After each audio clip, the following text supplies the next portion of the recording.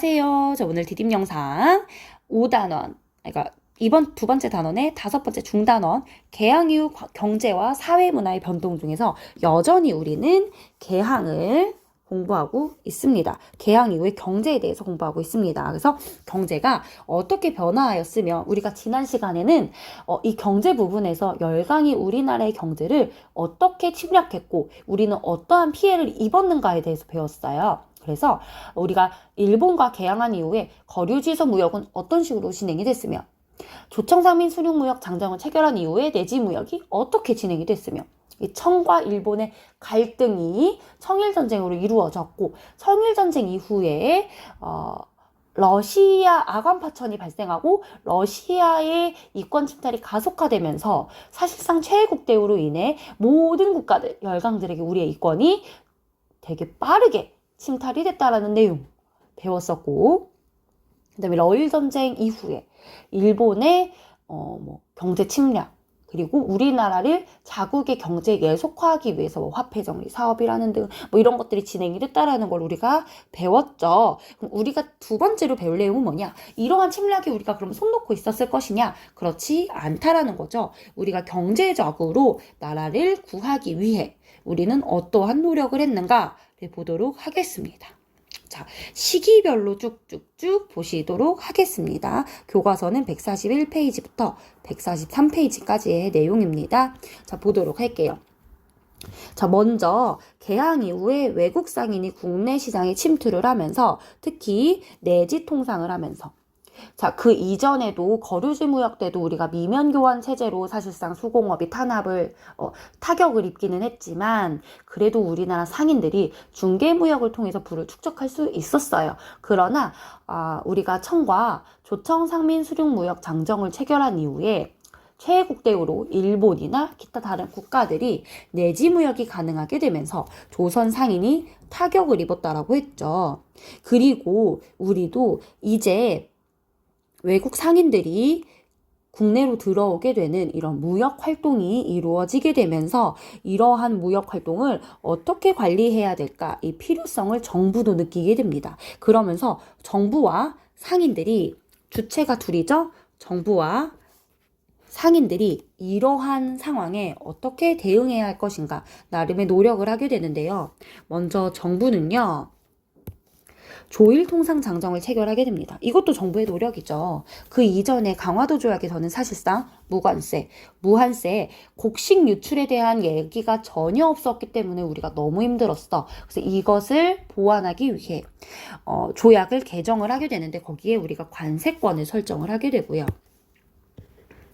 그리고 방공령을 선포할 수 있도록 그래서 우리가 1개월 전에 미리 일본 영사에 통보를 하고 곡식 유출을 막을 수 있는 명령을 내릴 수 있도록 이것을 선포를 할 수 있는 조약을 개정하게 됩니다. 그래서 조일 통상장정을 체결하게 돼서 이전에 있던 조약의 내용에 추가로 더 넣고 바꿀 것은 바꾸는 내용들을 하게 되고요. 또한 우리도 서양에서 들어온 이런 기술들을 받아들여서 세고 우리가 전국 각지에서 세금을 걷잖아요. 근데 이 세금을 쌀로 걷을 때 우리가 보통 미면포로 걷거든요. 그래서 미면포전 그쵸? 그래서 우리가 쌀 혹은 면포 아니면 돈으로 걷는데 이 쌀이 부피가 크잖아. 그래서 이것을 효율적으로 운반하기 위해서 기선을 구입을 하고 또한 이훈사 등의 해운회사도 설립을 하게 됩니다. 그리고 이 상인들의 노력은요, 보면 이게 이제 정부의 노력 1번. 그 다음에 요게 이제 상인들의 노력들, 그리고 거기다가 이제 은행 같은 것들을 이제 설립을 하려고 하는 것들, 다양한 노력들이 있는데요. 보시면 상인들이 본인들이 자본이 부족하면 이게 무역 경쟁에서 밀릴 수밖에 없어요. 그래서 상회사를 만드는데 이 상회사는 상인들이 자본을 모아 만든 합자회사고요. 장통상회, 대동상회 같은 것들이 있어서 이런 자본의 부족함을 이 연합을 통해서 좀 하려고 하고요. 또한 경강상인들은 이 한강을 통해서 강을 통해서 이제 움직이는 상인이다 보니까 증기선을 구입하기도 하고 또한 조청상민 수륙무역 장정 이후에 서울에 청해 상인들, 일본 상인들이 너무 많이 들어오게 되니까 시선 상인들이 철시 운동을 하는 그런 모습들도 보이게 되고요. 또한 은행, 조선은행, 한성은행, 대한천인은행 등등의 은행들이 만들어지게 되면서 나름의 우리도 이런 자본을 중심으로 외국의 상권 잠식에 대항하려고 하는 여러 움직임들을 보이게 됩니다.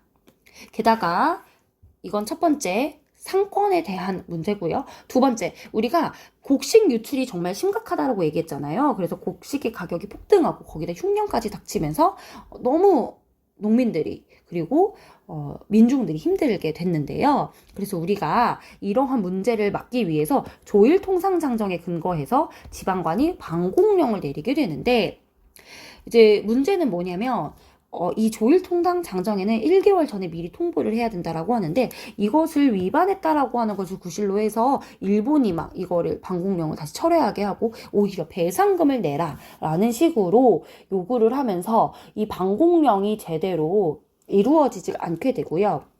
근데 사실상 이게 제국주의적인 부분에서 우리를 침략하려고 하는 목적이 다분하게 있는 거잖아요. 그리고 조약이 사실 평등하지도 않고 국가 간의 관계가 사실 대등하다고 보기가 어려웠죠. 그래서 이것은 사실상 우리가 이 규정을 위반한 경우도 있었겠지만 그게 정말 이유였다기보다는 실제로 함경도 관찰사는 1개월 전에 알렸지만 일본이 나는 몰라 못 받았어 라고 하면서 이것을 철회하고 배상금까지 받아내는 경우가 있었어요. 사실 일본이 제국주의적인 침략의 목적으로 이 방공령을 각종 이유를 들어서 안 받아줘요.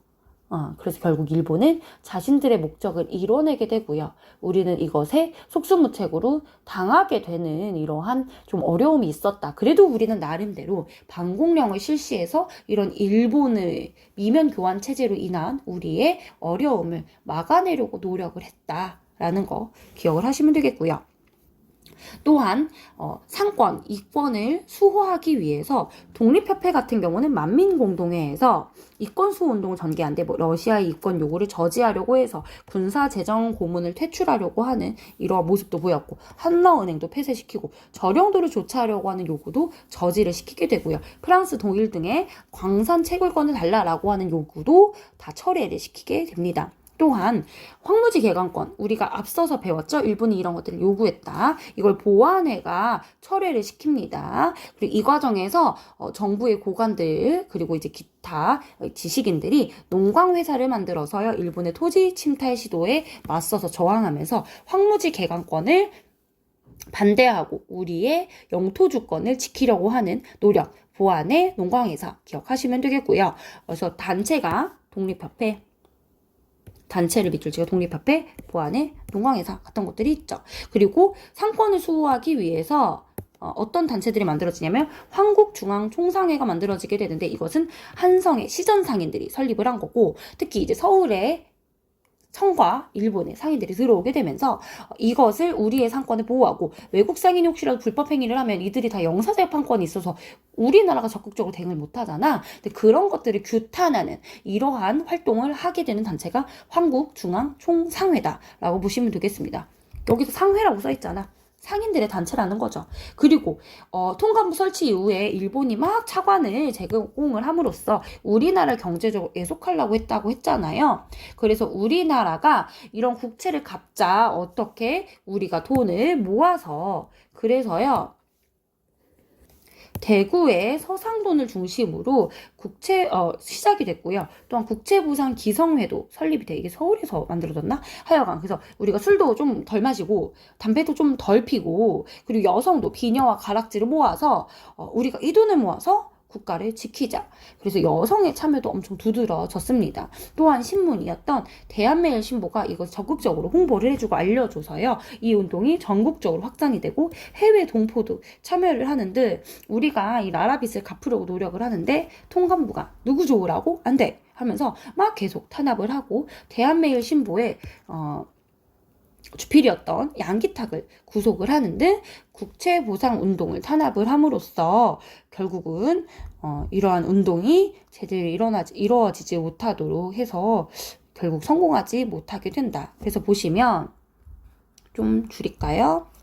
자, 경제 변화와 경제적 구국운동의 전개로 먼저 상권 잠식에 대항하기 위해서 우리가 회사도 만들고 정부가 뭐 조약도 다시 개정을 하고 새롭게 체결을 하는 등 다양한 노력들이 있었다. 또한 곡식 유출이 너무 심해졌기 때문에 방콕령을 실시하는 노력들도 있었고, 또한 상권과 이권을 수호하기 위해서 황국중앙통상회, 그리고 보안의 농광회사, 그리고 독립협회 같은 단체의 활동이 있었다라는 거. 그리고 1907년에 이제 통감부 설치 이후에 우리나라의 국채가 점점 늘어나게 되면서 일본으로부터의 경제적 예속이 심해지자 국채보상 운동을 통해서 전국 각지에서 돈을 모으고, 또한 대한매일신보가 이것을 후원을 하는 등 다양한 노력이 있었지만 통감부의 탄압으로 실패를 하게 되었다라고 하는 이런 흐름을 쫙 기억해 두시면 좋겠습니다.